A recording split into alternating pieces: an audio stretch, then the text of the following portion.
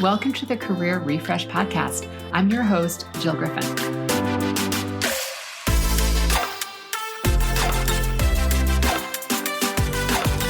I'm a former media and marketing executive turned career strategist and executive coach. I spent my career working my way up and through the ranks of global organizations and startups, and today I show others how to do the same. Join me each week as we discuss the strategies and actionable steps to leverage your strengths, increase your confidence, and develop your career well-being. Ready? Let's do it.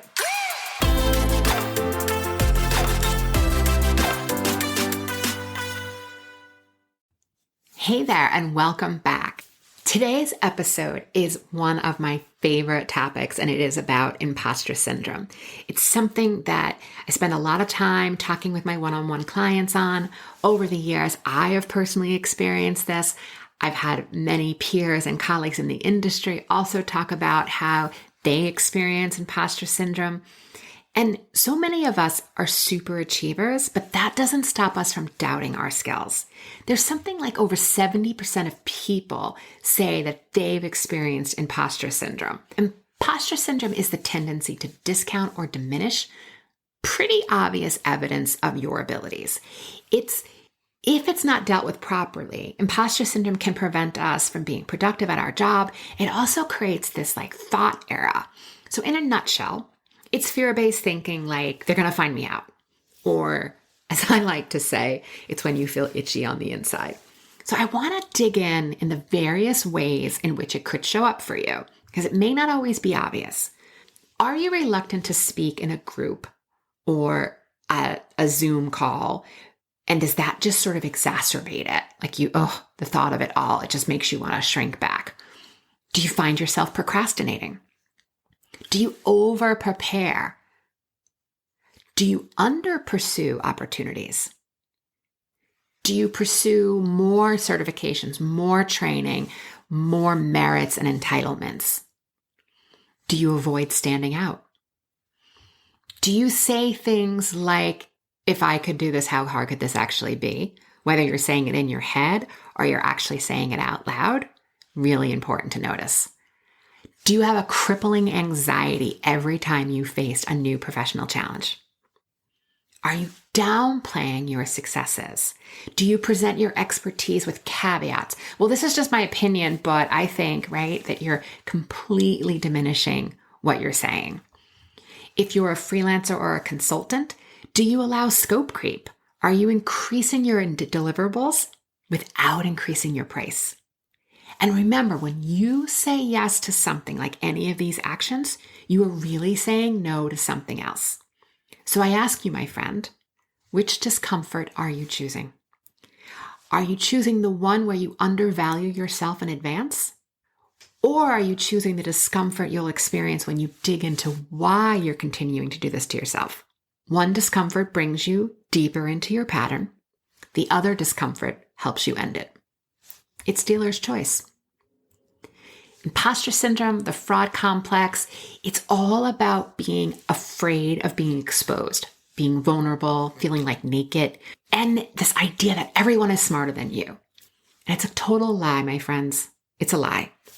Think about it.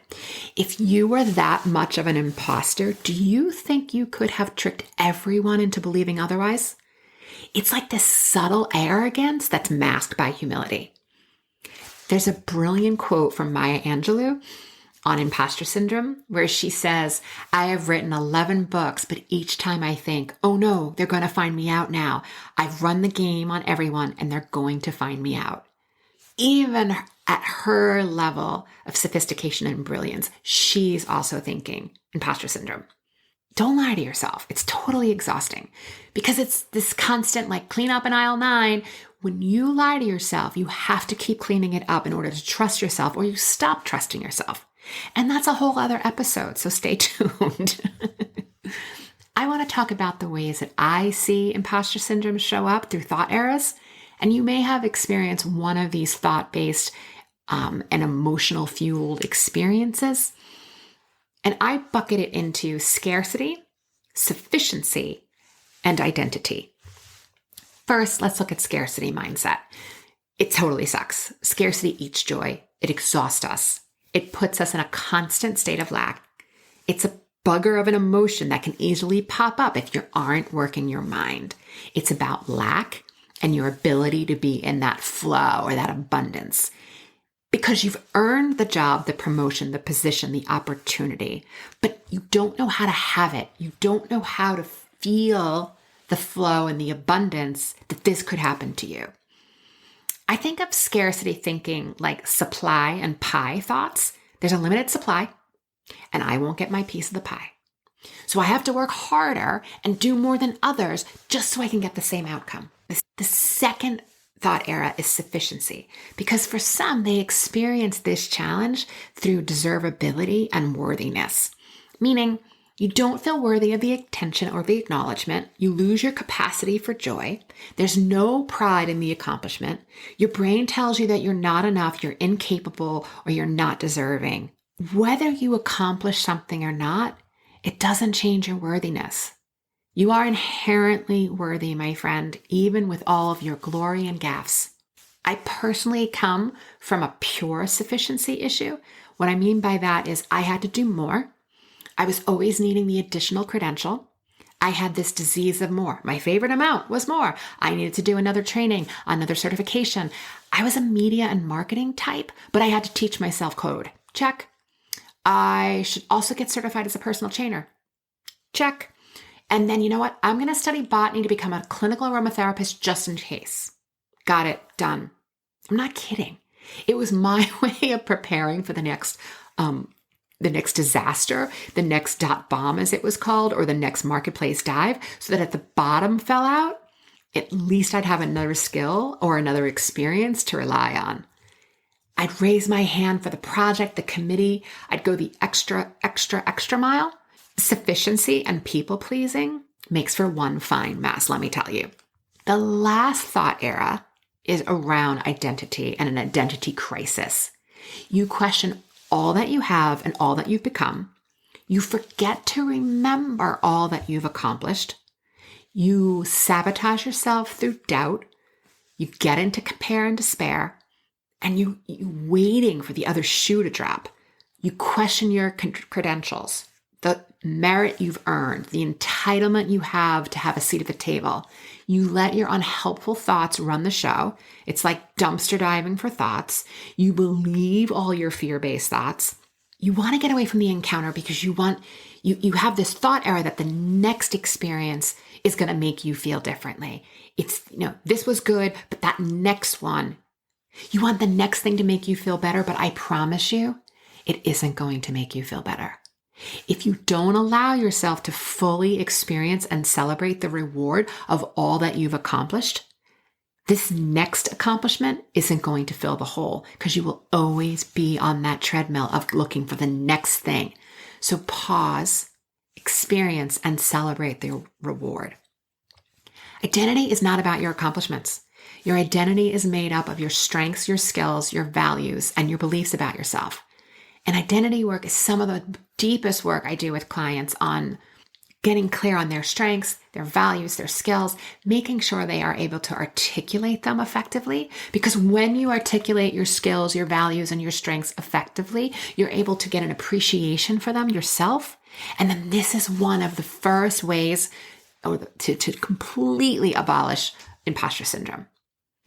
Another way to abolish imposter syndrome is to talk about it. If you're a manager, I beg you to normalize it. Talk about it. Share your thoughts with the experience. Get comfortable with being uncomfortable. Encourage others to do the same. We don't accomplish things in the ease. We accomplish things usually because we felt a little uncomfortable and we challenged and stretched ourselves. You may be cringing right now, but where did this idea come from that we have to be comfortable all the time? I mean, everyone I know and everyone I've ever known at some point has been uncomfortable and they've lived to tell about it. So the last and fastest way to smash imposter syndrome is to refresh your thinking. And understand that people who feel the imposter syndrome, they're different. They think differently than the approximately 30% of people who don't experience imposter syndrome. When you think like a non-imposter, you refresh your thinking. What if the opposite was true? Ask yourself that. Remember that your feelings of being an imposter are going to be the last thing to change. You aren't going to do this overnight. You have to train yourself to question everything you think to change your feelings. You don't have to feel confident to act confidently. Eventually, your brain will catch up and you'll think and feel confidence. So how do we fix this? This is not by positive thinking or avoiding the feeling. It's most certainly not asking your parents to tell you that you're amazing. So try this instead. 1, sit with your accomplishment. Feel what it's like to be in the accomplishment. Write down the various feelings that come up for you. 2, get clear on what you're thinking about yourself and the accomplishment. Write those down also. 3, if you don't like what you're thinking about the accomplishment or you're underplaying it or any of the things we've previously discussed, spend a little time ideating. Think about, how do you want to think about your accomplishments? What do you want to believe instead? And lastly, if what you want to be thinking about your accomplishment feels like too far of a stretch, if you're in the, I want to feel that I'm amazing, but I'm not quite there yet, then wiggle off that a little bit and come from a place of possibility. It's possible that I might be really good at my job. It's possible that I've earned this promotion. It's possible that I can continue to get acknowledgement for the good work that I've done. Be in that place of possibility. And then you got to practice. Every dang day, you got to practice it. The more you practice, the frequency of your practice is how you change your thoughts. These are the steps to help you get clear, my friend. Get clear on your identity, abolish your scarcity thinking, and increase your ability for sufficiency. This is the antidote to imposter syndrome. Okay, everyone, that is all for now, and I will see you next time. Hey, thanks for listening to the Career Refresh podcast. If you're enjoying this and you want more information, go to my website, jillgriffincoaching.com. There you can find information on how to work with me one-on-one or my group programs, or even bring me into your workplace. I'll put the link to my website in the show notes. But hey, listen, before you go, do me a favor, rate and review this podcast because it definitely helps me get the word out to people everywhere so that they can also thrive in the workplace. All right, friends, I appreciate you. I'll see you soon.